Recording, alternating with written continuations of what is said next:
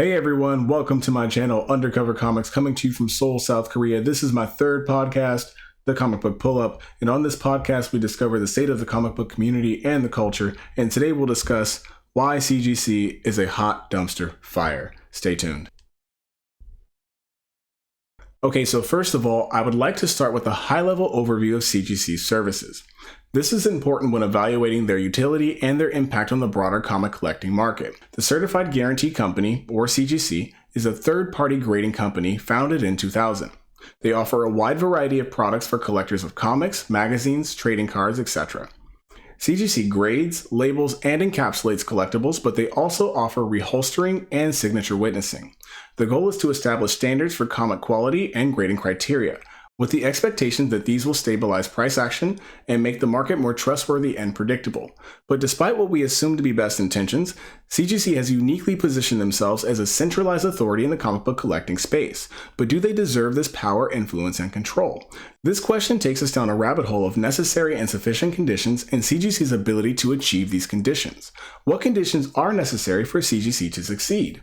Well, I would say above all, they need effective quality management. Now, this all starts with clearly defined standards and unabated adherence to those standards. Without clearly defined standards, too much can be left to interpretation, personal bias, and human error, resulting in inconsistent, unreliable results. And by this metric, CGC has failed, which is at the heart of the first problem. CGC standards are simply too vague to certify or guarantee consistency. We've all seen CGC 9.8s with multiple color-breaking spine ticks.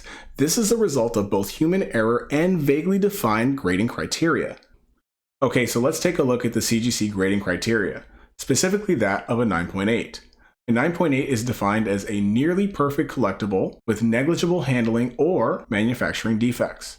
So no, a 9.8 is not perfect. They can have negligible manufacturing and handling flaws, but the operative word there is negligible. This word in and of itself is abstract and thus needs to be defined. What is the threshold for negligible? Is it one fingerprint? Is it three fingerprints? Is it one spine tick? Is it a corner ding? CGC's track record confirms that negligible is all of these and none of these at the same time. And a grader's interpretation of negligible can cost you thousands of dollars. In a perfect world, these differences in interpretation would not exist, but they do.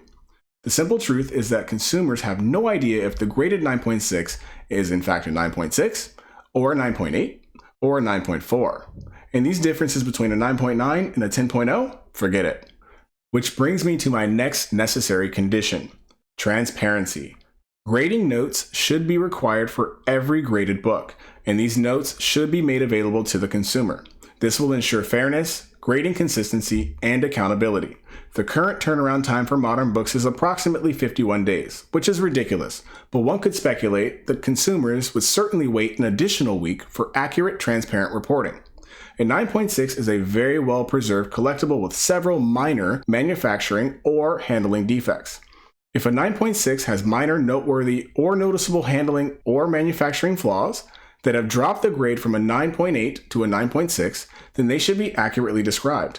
After all, the customer is paying for the service. If my university professor gives me a B+ instead of an A, I have a right to know why, especially if the guy next to me has a higher grade with the same mistakes. These massive insufficiencies constitute a fundamental failure in operation, so the next question is, how has CGC survived? Well, graded comics present extremely well. Their encapsulation protects the comics, and honestly, people take comfort in centralized authority. And at the moment, CGC is the only game in town. It's a monopoly, so the money keeps pouring in. And so long as it remains true, they will have no incentive to improve or change their practices. So, is there a solution? At the moment, not really. As mentioned, CGC and its partners are a cartel functioning under the guise of an authority for equity and consumer protection, and they represent a controlling interest in the market space. So as long as the money's flowing in, nothing will change. However, if a suitable competitor does emerge, I think the comic community has a responsibility to leverage that option for transparency and quality control.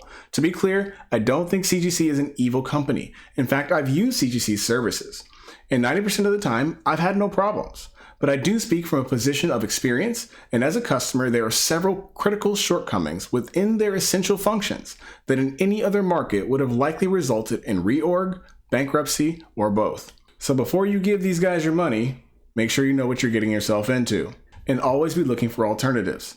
Take care, guys. Peace.